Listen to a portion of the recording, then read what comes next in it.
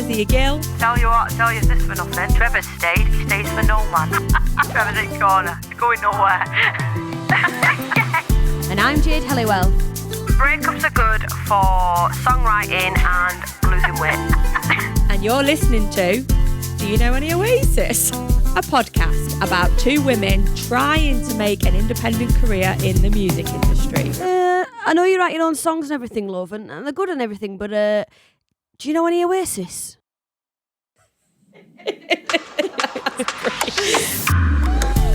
Episode 2. Welcome back, baby. Did anyone come back? We hope so. Are you here? Hello. Are we here? Hello. We're back, and we've got another episode of drivel of what it's like to be in the music industry. Yeah. And more importantly, what it's like to be a woman in the music industry. To shamelessly plug myself. It's a whole thing. It is a whole thing. It is a massive thing. You know what? So I used to do interviews. Obviously, we all know being in country music, and for you guys who aren't involved in the country scene in America is a huge thing at the moment. Well, and there has been for a while of them saying, you know, women aren't well represented on festival lineups and radio play and stuff. And then over here, we used to get interviewed a lot. I don't know if you felt this too, and they'll say, how hard has it been a female in country music? Personally, my experience, I've never felt like in country music that they're like, oh no, we only like males. I feel like in the UK we've got an abundance of amazing, talented women. I think we're the other way around. Yeah, the other way around. I think there's a misrepresentation of men in country music absolutely. In the UK. But in music as a whole, yeah. And this is where it's to be a woman. So important, because actually we're super fortunate in that we have been able to thrive in the genre of country music because it is so well represented by women. But we've both come from, even just take it right back to pubs and clubs, ran by men, quite often male staff, quite often male audiences. You think of you singing to, you know, to the pub culture has always been very heavily male. Why do clubs need like a whole board of men to tell them how to? Oh, they love it. How to run it. They do love it, don't they? Yeah. They've all got their own role. You know what's great for me is my dad's the vice president of a club. Endless comedy we have taking mick out of him. Once found a little badge that he's obviously been given. It said like vice president, and months of laughter we had. Yeah. You're going to put your badge on before you go to work. It was like, shut up. Well, listen, I can remember, I mean, probably not so much when I was able to go into the pubs, but certainly as a kid, that there was some pubs where women couldn't be members. Yep. So the husband or the partner would be a member, and then they'd bring the woman as a guest. And going back a little bit further, women couldn't go in some rooms. Yeah. You know, it's funny, and I'd love to like get some of her stories. So my soon-to-be mother-in-law also grew up singing in the clubs from being like 11, 12 years old, playing in the working men's. So she was doing that through like 70s, 80s or something depression. like that. And she tells us she remembers like going places, and like even though she was playing, like, you know, Bob would have to go get the wage and stuff because she couldn't go in certain rooms because she was a female. Imagine that. Yeah. But I know in our local club at Nash, they have a games room. And I swear when I was a kid or younger, I remember it being like, oh, that was the men's room. But that stuck in my head, and I didn't know until a few years ago. Like, even now I feel uncomfortable going in. I'll be like, oh, you can't go in there. And Luke's like, love. That's not a thing anymore where women can't go in certain rooms. But you know what's funny? Even though times have changed, and I'm going to try and say this as diplomatically as I can. I'm getting me wine for this, let's go. Even though times have changed, a lot of the men that were around in those times have not. Yes. So I still come across such like chauvinism and like male and like opinionated guys that just, they will always have those opinions from the 70s and 80s, even though it's like, mate, we've moved on. Yeah. And a lot of those guys are still on the club boards. On board. And I mean, on board. On board. And I got out of the clubs about 6 years ago. Probably just before we went into the pandemic. Yeah. I was doing less clubs and I was doing more cabaret style work. So I'd do hotels and caravan parks because they do pay better. And from a business decision, I was like, I have to do less work for best paid money, and I enjoyed it more. You know, I enjoyed going. And I feel like when you sing to people on holiday, this is why it was great doing 7 years in Lanzarote. When you're singing to people on holiday, the vibe is there. When you're singing to people in a working class club or a pub on a Sunday afternoon, it's a slog in it. When they didn't come out for music, like there's always that split audience, like the people who love it, but then there's also, don't you think, that small part of you that's like you instantly spot the one who ain't here for it, and you think, arms are I'll folded. convert you tonight. Yeah, you're my task. Did you used to get comments at the end of the night where they go, I don't usually like the tune, but I'll tell you something, you can't be that bad because you got them up dancing and they don't dance in here. They don't dance in here. They tell you that one. I tell you this for nothing. Trevor's stayed, he stays for no man. Trevor's in corner, he's going nowhere. 2 pints of bitter. But they tell you this information like, I just need you to know that because the audience haven't left, you've done all right. Yeah. Or when the audience, like when I was younger, like I said, I was doing working men's when you could smoke in clubs. Yeah, so I remember. I wasn't smoking, I but I remember the it. smoking ban coming in and stuff. So when I started out in clubs, like I said, I was at school and I had an agent, but I wasn't old enough to be in the club, so you couldn't do. I feel like I did do Friday, Saturday, but I definitely did Sunday afternoons, and people just were smoking around you. So I'd wake up for school the next day, and my head would stink because I'd be like, "Oh, from club, bed, out." Absolutely. And I remember like teachers would be like, "Why are you so tired?" And like, "What are you doing?" And I'd be like, "I can't do detention. I've got a gig." And they'd be like, "What?" Like, I was basically the working men's Hannah Montana. Sheen Hannah Montana. Well, my dad, for how supportive he was, he actually like let me get on with a lot of stuff. And I think it's like learnt behaviour. So my granddad, my dad's dad, was also a singer, and he didn't like help my dad really. He didn't pander him. He taught him the ropes, and he was like, "You crack on, you do it yourself, lad." And my dad was very much the same. And even at the age of 15, when I was doing gigs, he wouldn't be like driving me around or setting my gear up. He'd let me use his gear. So like, I'd take a microphone and I'd have like my mic stand and my guitar on my back, but I'd get the bus. I'd get the bus. You know what? Why am I not surprised? You bloody love a bus. Hey, you love getting the bus. Have you seen the price of an Uber these days? We were talking about this the other day. We're going for a night out near Kezia. She went, yeah, we'll get bus. Oh wait, £40 in an Uber from Nottingham to Derby. Red Arrow, £11 day saver. Family ticket.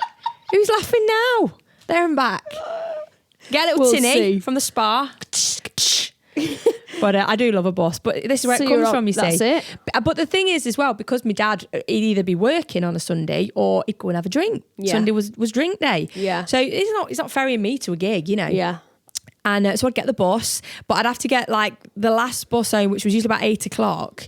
And it's so weird that you'd get home from a Sunday afternoon session where you've been surrounded by drink, smoke, men, bad behaviour, chauvinistic, sexist comments, quite adult behaviour, quite an adult scene. And then you'd have like, mum would go, school uniforms on your bed ironed, ready for school the next day. And you'd suddenly think, oh no, I've not done that English literature assignment. Quickly, write a day in the life, quick, write that.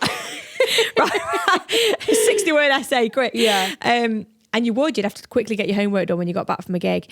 But I'll never forget my dad saying something to me. And I think it was like a realisation for him as well, is that he went, you will always have to work twice as hard for things that I got, so either getting gigs or pay, for example. Yeah. And I remember very vividly that I was working in Lanzarote. I'd been asked if I could do a gig, just an acoustic gig. I'd been offered a fee, and it was fair enough. It's all euros in hand as it was, and I then found out that the two guys that did the other nights, both playing on their own, so they weren't a duo, they were on €80 more than I was. Ooh. And oh hell no. But I was young, so I was 19, and I remember ringing my dad and I was like, what do I do? He says, you march in there, you demand to be paid the same. And it's always easier said than done. But the crazy thing was, the landlady of the pub was a woman. And when I approached her, do you know what her answer was? She went, they get more people in because they're guys, and people will walk past a woman singing. What? And I went, well, they can walk past no man singing because I will not play for less. Yeah. And they were great guys. Like I got on well with them, but they weren't doing anything different to what I was doing. I was still holding a full pub. It was only 9 till 11. So, 2 hours, no break, straight through. None of this 2:45's rubbish. Oh, no. Straight through. No. And and I got me €80. I got me extra €80. Yeah. Good for and you, it was one of the first times I thought, actually, I am always going to have to fight. And you have to learn to fight for what you are worth. When I suppose it's the same in any profession. Women have always been fighting, but that was, and I say I was young. And I remember another gig that I did. I'd actually already done a show, and we went to a gig, and the guys that had been playing the gig had finished, and they had to dash off. And the bar was still rammed, and he went, look, do you want to get up and do half an hour? Like, I've still got a full pub. He's like, I'll chuck you €50. I was like, yeah, okay, I'll do it. So we get up, I'm playing away, half an hour comes and goes. And I probably played a 40-minute set, and I went to go down. He went, no, carry on. They're still here. And in my head, I'm thinking, no discussion of money has happened. Yeah. And I'm trying to be strong, and I'm trying to be, and I'm looking at my clock, and I'll be like, yeah, we'll talk money afterwards. And he went, yeah, we'll sort it. Anyway, I did about an hour and a half. Oof. More. Yeah. And we get off, and he gives me €50. Nah. You're like, 3 times that, please. And I went, and again, it's like you feel like, you're scared I'm sorry. to speak up. I was and really say, scared. I'm sorry that I'm being awkward asking for what I deserve. He was a really burly Irish guy, very forthcoming, very strong-willed. And he said, we said 50. We said €50. We said €50. And he threw this 50 at me. And I went, we said half an hour. Yeah. And he went, well, listen, if it's a problem, you'll not play on this island again. Ooh. So I took the 50 and I went home and I cried, and I rang my dad, and he went, well, if that's the case, you get on a plane now and you come home. Yeah. But I was like, no, I'm not going to be that girl that goes home and cries. Yeah. Never went back to that bar. I kind of learned the hard way. I went on to carry on working, and as my journey in Lanzarote kind of progressed, I ended up playing a residency at a bar called Mulligan's in Porto del Carmen. We had 6 shows a week. Yeah. We were the resident house band, and I was actually one of the highest paid musicians on the island. Hey. I was able to come home and buy my first house because I'd saved and I'd worked hard, and I bumped into this guy. And it was like, oh, I remember you singing in my bar when you first moved here. I went, yeah. I remember you taking the piss out of me, telling me I'd never work this island again. Well, I'm going home because I've just bought my first house and I'm 24 years old. Take that. And but constantly feeling like you had something to prove. Yeah. Like you're always having to go the extra mile to prove you can match up to the men on the stage. And it is a thing. Definitely a thing. It really is. And even in like all sorts of stuff, like so we spoke recently, I know we've had conversations about it, about when is the right time to have children in this job? Because you'll always feel like never. Never. Well, we don't have unless children, you're a man. Yeah. Because if you're a man, it feels like, and I'm not man hating here, but it feels like for the men, you can have a child and then have a couple of weeks paternity and then get back to touring and stuff. But the woman, if she leaves her baby to go and tour, it's frowned upon of like, oh, you left your kids at home. Or on the other flip of that, take your kids with you. And that's frowned upon as well. Oh, babies having ear defenders. It's like, mama's got to eat, come on, we've got to. And I think it's something I've thought about. Obviously, like I'm in my 30s now, I'm getting married next year and I'd love to have a family one day. But it is a very conscious thing that if I didn't do this job, I would probably have children now. But because I do this job, and I'm always striving for the next thing and the next thing, like no matter what you achieve, I feel like we've discussed this before as well, you strive to achieve something, and once you achieve it, you've not even slept from that achievement, you're already thinking, what we're doing next, what's next, where am I going now, how what do I do next, level? We've got to improve, you're always chasing the next thing. So you never feel like, oh, now's a good time. But if you always feel like you're waiting for the right time, then you'd never have children. But then I've been seeing loads of women who I find massively inspiring lately with children on the road. So Els Bailey, who we both know and love, she's a mama, She's like Jess and the Bandits. She comes over from America. She brings the entire family. She brings the kids with her. Her husband stays at home and looks after the babies while she goes out to work. I think that's a big key thing. I think you have to have a supportive partner that can say, look, you know, you go out and do your job, which effectively is what we're doing. I'll stay in with the baby. Yeah. But I also think for me personally, I mean, I'm 35. I've been married for 8 years, with Lloyd for 15. And children never, ever came onto the radar because it was never like something we could do. Because Lloyd travels with me. He's on the road. He's my guitar tech. Yeah. He's my tour manager. And we couldn't live in a world, we don't have like a big group of grandparents around us. They're all a bit older, not in the best health all the time. And it's the same reason we haven't got a dog. Yeah, same. Like, I'm desperate for a pet. I would love a dog. A little pooch to go home to. I used to have a doggy, pet. and Dusty was my little best friend, and we lost her. And I was so desperate to get another one. But I said, actually, now all that kind of, who's going to have the dog? Who's going to look after the dog? And it's so easy to go, oh, mum, can you have the baby? But then there'll be a time, God love her, when my mum's not there to do that. And then it's like, I'm just...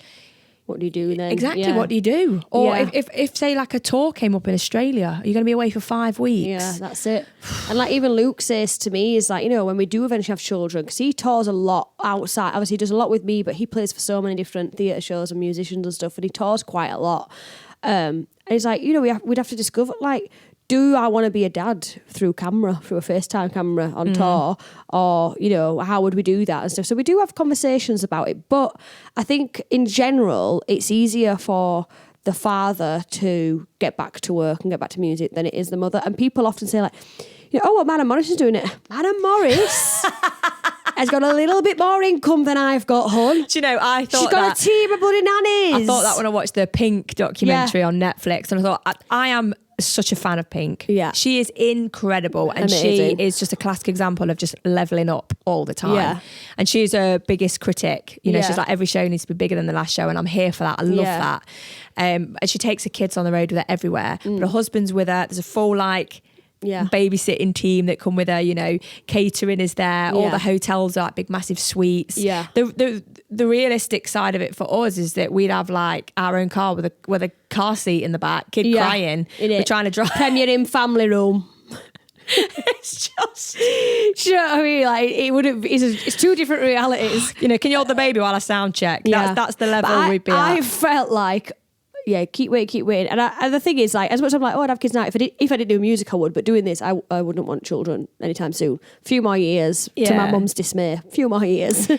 Then I think, like, I see people doing it now. Taking the kids with them. Lauren Owsley takes kids with her. I think if you were to say, look, we're just gonna do it and we're gonna make it work, you would make it work. Yeah. But there is absolutely no denying that we would have to work doubly hard to make it work. Whereas I say this is not about man bashing. No. We love men. We like men quite considerably. But there is absolutely an argument for the difference. And I spoke with a close mutual friend of ours that's got 2 lovely children, and he was like, oh, look, there'll never be a perfect time. There'll never be a perfect time. And I'm like, no, but there'll never be any time because I've always got some new music coming out, or an album, or a tour I want to do, or a show I want to put on, or some travelling that I want to do, or something that needs fixing on the house. And the reality is, this career is a selfish career. Like you say, like, I can have plans with you, but if a great tour comes in, I'm sorry, babe, I'm dropping you like that. And because I'm going on this tour. For that energy, and I will be winging you all the way on. It is a selfish thing, but you can never turn down opportunity. Yeah. But what if, it's kids? Picture the scene. Picture the scene. Main stage, C2C. Oh, one can dream, baby. You've got it. Your name's up in lights. You've practiced the set. Couple of days before you're due to go on. Baby's ill. Baby's not well. Baby's not well. Do you know what I mean? And like now I'm like, well, you get family and stuff, but you don't know how you're going to be when you've got that bond with a child. Exactly. I could be like, I cannot leave my poorly child. And that's the thing. Yeah, you will feel like until that. And then, when the babies are all clingy and they're like, I don't want to leave you, and they cry the minute you put them down, and it's like, then you've got to make that choice. Yeah. Who are you letting down? The show or the baby in your arms? Yeah. And I just feel like as women, you're always going to want the baby in your arms, aren't you? What we'd have to develop some sort of like, I'd just come on C2C, like C2C, and have my little baby strapped on my chest with its ear defenders on. I'm back in vocals tonight. I didn't show up, baby. Little Mike. You would as well. You would. Can you imagine that rocking up, guitar in one hand, stroller in the other? Do you remember Jessie G is another amazing example of, she came over and did a tour last year, brought her baby, her husband, mum, dad, big entourage of amazing people she's got around her helping her out. And she was playing at Millport, do you remember? And there was a little baby girl. She was so cute, like trying to get up and sing with her. And Jessie was like, I want my baby. So while she's on stage, he brought up the baby up and she was literally a little baby. And she'd been singing Gretchen Wilson because she obviously is good friends with Gretchen, works closely with her in the music.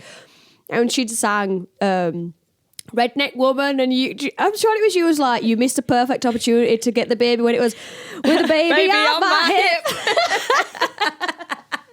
I was like, that is the kind of mum I want to be. When I finally have children, I want to be like, well, the kids will come with and they'll grow up like on the road and coming to gigs and festivals. Like mum's always like, we could look after your babies, we just have them in the little ear defenders and be like, that's your mum and dad on stage. I think there's a really what's the word? Like a starry-eyed vision of that life. You know? Again, I romanticise things. I'm romanticising being a mum in the industry. I'm sat here and you're almost selling motherhood to me, almost. But it's, do you know what I think as well? Because our lives are so full on, like being on the road and touring, and how stressful music can be. I mean, even like literally just this morning, setting up for this, stressful. I've never seen you so stressed out. I was that stressed, I forgot us lunch. Yeah, no lunch, just red wine. Just jammers. But it's just a little thing, like the fact that Luke had come home from a gig and put the amp in front of the gear that we needed, and the effort of having to move said guitar amp. I can hear her upstairs going, literally the profanities that were coming out of your mouth. I thought, what's she doing up there? Trying to get the gear. It was some sort of exercise I didn't ask for this morning. Moving amps, you know how bloody heavy them things are. But imagine doing that with a teeth-in child pulling at your trousers. Mummy, where you going? What time are you coming back, Mummy? That is true. Realistic talk. I'll be like, Mummy's got a podcast to do. Now shut up and grab the other side of this amp. I mean, I think it's one of those things. I think as a woman, you always think about what kind of mum you'd be. Yeah. I'm not ashamed Unhinged to say. is me. Well, I'm not ashamed to say I think I'd be a great mum. I think I'm fun to be around. I think whatever I do, I put my all into. You're very mothering as well. You always look after me and the girls. I am a mother figure. You're very mothering. When we go on holiday, I'm like, has everyone had some water? You're cooking for Put some us. paracetamol next to your bed. Yeah. And when we do our little weekends. Do you remember the first time me and Luke came to stay with you and Lloyd? And I came upstairs. I have horrendous hangovers. And I came upstairs to put stuff in his bed, and you'd left me a little hangover kit that you'd put together with like a bottle of Lucozade, paracetamol. So I was like, this woman, I knew we were going to be great friends, and this is cementing the reason why. I was like, look, you're not staying at my house and being asleep all day. Get a Pro Plus down you, we're going again. Because one of the first times we went out, we got back to Luke's, we were like, round 2, and I just went upstairs. Came back down, you were like, where you been? I was like, 4 hour nap.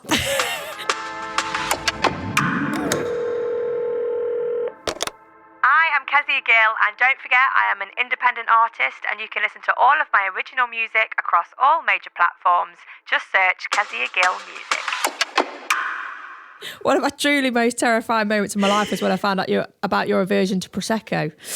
Yeah, it's bad. Big moment. A bit of exorcism. You'd come over. I think it was during the pandemic, but when you were allowed to visit. Came to do a live stream with you. Yes, you did. It was when you were allowed to visit someone's house. We did a live stream, didn't we? Which was a lot of fun, because it was nice weather. We had a few beers in the garden, and everyone else was to blame basically who tuned in, because they sent loads of tips and we spent all that money on alcohol. We did. One tip of which being Prosecco. We thought, we'll have a bit, we're not champagne girls, we're not mad, but we thought we'll get a few bottles of Prosecco, and it was summer, wasn't it? Mm-hmm. And apparently it just makes you shake horrendously. So bad. But like, it's taken me years to just grow up and learn, like, Jade, that does not agree with you, so just don't drink it. I was almost on the phone. I was almost on the phone to 999 because she's convulsing on me sofa, and I was like, we've killed Jade in one foul swoop. And like, so it happened when I'd been with Luke. I'd not been with him long, and his mum had popped a bottle of Prosecco, and I was like, yeah, cool, I'll have a glass, it's fine. Didn't tell him. Went to bed, it started happening. Next day I just thought, I might as well pack everything now because I'm getting dumped. There's no way on earth he's going to want to stay with me after what he witnessed last night. But he was like, yeah, weird, but it's fine, all right. I know you can't drink Prosecco. And now it's just a thing that people know, like, oh no, Jade can't have it. This was what was funny. You're on the couch having a moment and I'm like panicking, like, oh my God, what the hell is going on? Luke just wandered in casual as, oh, this is what she does.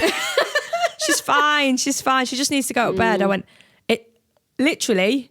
She's fit. Yeah, it was bad. So strange, but it's not like when I tell my mum and people about it, people think I'm like a shit. Like I'm like, no, it's a twitchy thing, twitchy situation. Mostly the legs, like, and I get cramp then up my shins, like my calves, my thighs, and then Luke has to like massage my muscles to make them relax. Like, so, at what point are you explaining this to your children? It's true. When mummy starts shaking, rub her thighs. Take the Prosecco off mummy when she starts shaking.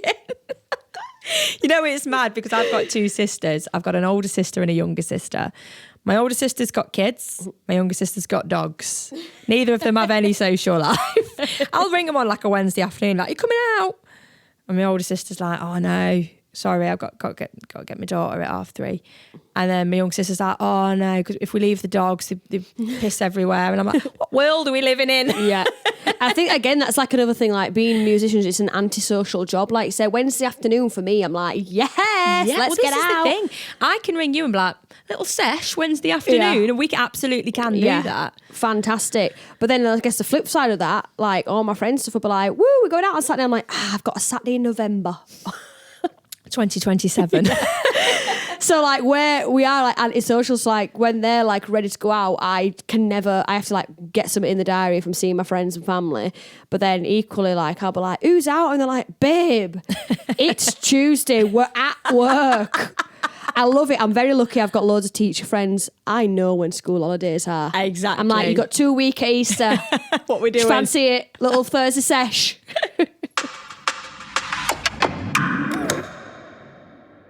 So, as hard it is to be a woman in the industry, there's some pretty cool women in music. Yeah. And I don't know about you, but growing up for me, like I've always loved male entertainers. I think there's a very dynamic edge that people like Freddie Mercury and Elvis Presley bring, and, you know, watching Prince and stuff like that. But I just, as a woman, I wanted to be the women. Yeah, I think I love female voices because I then want to think, can I do that with my voice? Can I make my voice do that? And like, I loved how they handled that or how they performed there. That's the kind of performer I want to be. Yeah. So I like women because I like to see myself in them. Yeah. And like you say, like be inspired by them. And it is inspiring, isn't it? Because again, I say, you know, we keep harping back to the clubs, but that is where we started. So, I mean, for me, I've always said, like, I'm never going to be able to sing a Whitney Houston song. And Celine Dion at a drunk push. Because I've heard you nail Think Twice. Can't do the no. I can't do that one. I have to just mute myself on that one. But you know, again, going back to the country genre, Patsy Cline was the reason I wanted to be a singer.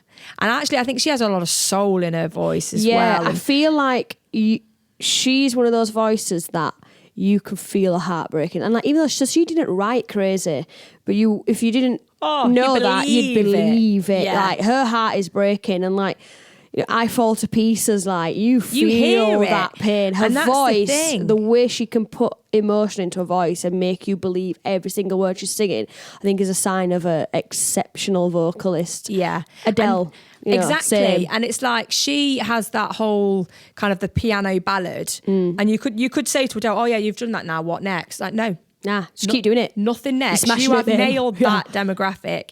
And what was so nice is after, you know, all the big hits like Someone Like You and you know, just all those big piano ballads, and then she brought out her latest album and it was like Easy on Me. Yeah. And I was like, oh, it's another piano ballad. I'm like, yes, but have you heard it? Yeah, listen to it. She's literally saying, like, after going through a massive divorce and everything, she's saying, like, go easy on me. And you hear the heartbreak in her voice. Have you seen the concert she did in LA at the Observatory? Have not. Right, we'll watch it tonight. Can we? It's fantastic. I've watched it loads of times, but that's the one. I was watching it last week. Had a couple of glasses of jammers. Luke's cooking tea in the kitchen, and it's so good.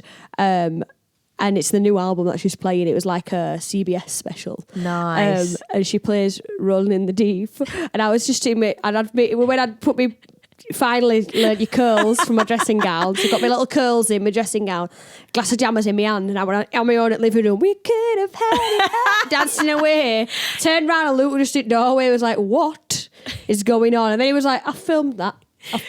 You were having the time of your life on your own in your living room.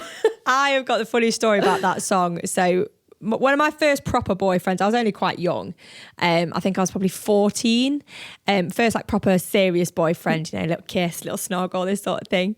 And he cheated on me. Oh, dirty dog. I went on holiday and he cheated on me. Why you were on holiday? While I was on holiday. So I think I went out with him when I was 14 into 15. And he kind of, suggested the idea of like sleeping together, and I was so frigid. I was like, no, I'm just so frigid. I really was.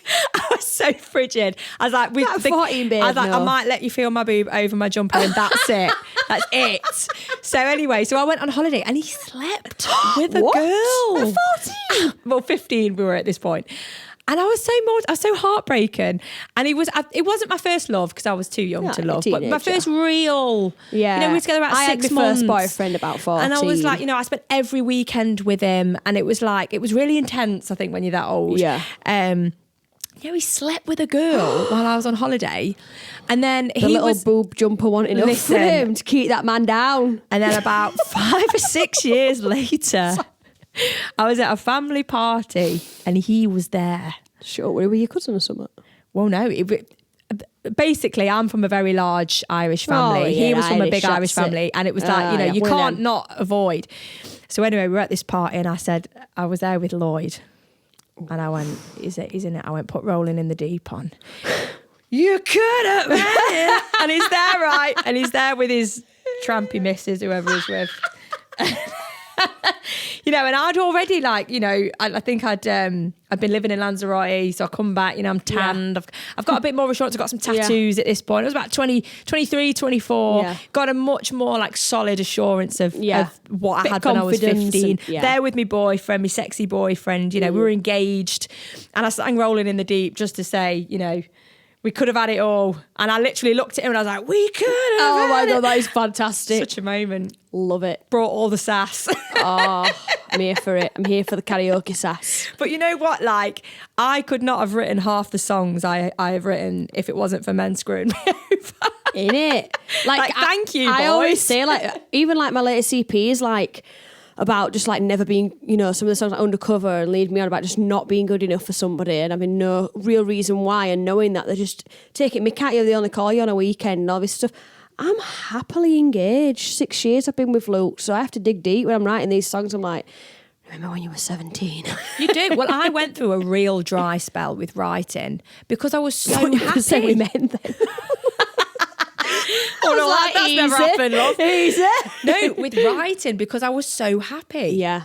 And it is, we can all write a happy song and everything, but it's when life gets hard and gets tough, that's when the good stuff comes. The real stuff comes out, yeah. And I found that going into the pandemic, that was a really strange time. I'd lost my dad. I'd lost any kind of security with living and finance and my job, and not really lost my identity for a big part of it. And that material came quick, but I'd say to Lloyd, can you just piss me off or something so I've got material for a song, because I love you too much. Breakups are good for songwriting and losing weight. I'm like, Luke, can you dump me for a bit before the wedding so I can get into that dress I want? Well, it works both ways. You get happy, you get fat. Honestly. It's just a thing. I say to him, I'm like, listen, I've gained the pounds, but I am content. But even that, in this industry, hey...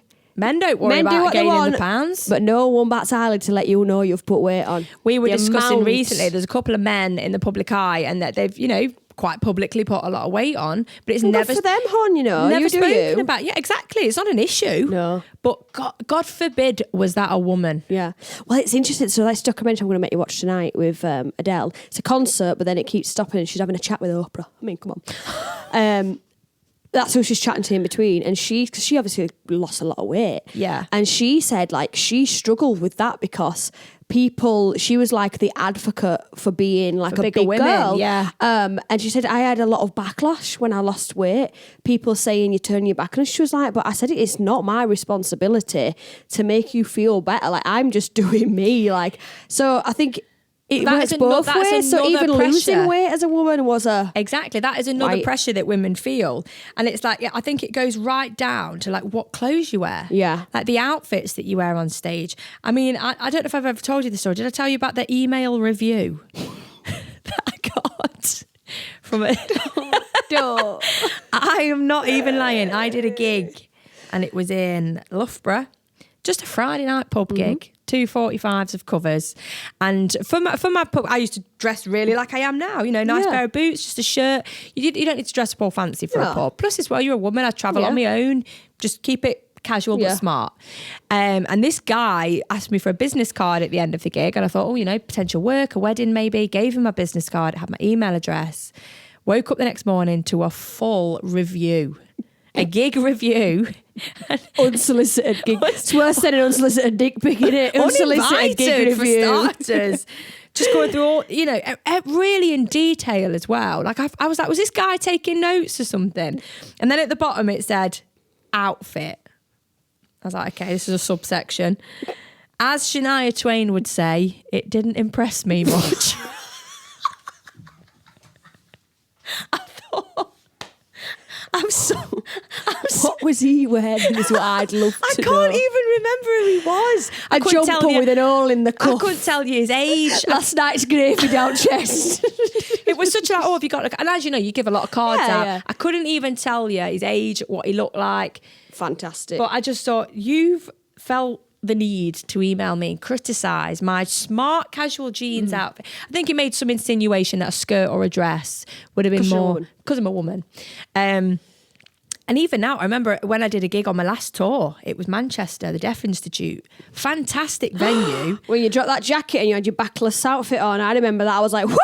But, girl, thank God I packed that jumpsuit because I had dresses planned for the tour. stage In there is like a box, isn't it? 6 foot high stage. Yeah. I thought, if I'm wearing a dress on this stage, honestly, I thought they need to put that out on the venue information. Just FYI, do not wear a skirt. Crotch shot. Get your pants on. But where do the photographers stand? Exactly. Right below the stage. That's why Facebook's just crawling the photos of me with 4 chins. I said to Luke, I went, I saw one from CC. I went, oh God. I went, why'd they put that on? Why have they put me on like that? And Luke went, because that's how you look. But it's not. It is not. But why in a world of all about the angle did he put photographers in a pit at the front of the stage? Madness, isn't it? To get upskirt photos. I ain't got the jawline for it. Up chin, straight up your nose. That's a great photo. Yeah. And you know venues now, they have balconies and they have like platforms and there's quite often a sound desk platform. Are you hungry? Ravenous. You didn't pack the sandwiches, did you? No, I don't mean to interrupt you, but my stomach did it. It went... Apologies. Carry on. Well, think of the weight you're losing. Well, listen, this is the world we're living in. Think of the calories we're burning. But you think, put the photographer in a higher elevated angle, like in a balcony or on a side bit. Get me from above. Get me from above. With a backlight. No, pit, right down there. Up your nose, up your chin, up your skirt. Up your everything. Something else men don't have to worry about. Well, on that note of man hating, no, I'm joking. We're not hating men. We love men. We're just trying to give a bit of an insight into the realities of being a woman in the industry. We are women in a male industry, yeah, aren't we? 100%. And we navigate that. Exactly. And I think for doing it for years, we're starting to get the hang of. Yeah. And there are some men who are amazing champions of females, 100%. especially in country music. We've got some great men on the side, radio side, the booking side, photographers, musicians. I mean, our boys in the band, amazing. Absolutely brilliant. And we're both very fortunate as well to be engaged and married to 2 very supportive men. Definitely. Because it's not easy being with a strong woman that's in the limelight. It's not easy. But we've also both worked with chauvinistic dickheads. And here's to them. Here's to that. Well, thank you again for tuning in to Do You Know Any Oasis? We will be back very soon with another episode of chit chat and no more man hating, promise. Yeah, we've got that out of our system now. Yeah, got that out. We've got loads to share. As we said, we're in our 30s now, and we've spent more time in the industry than we have out. So we got a lot to share. We got a lot to share, and we, as always, we love to hear your thoughts. So Absolutely. comment, share the podcast. Music or non-music fans, you know, we're just talking about our ramblings of being music makers. Exactly. Cheers to that. Thank you so much for listening. If you have enjoyed this episode, please don't forget to hit subscribe and follow us on social media.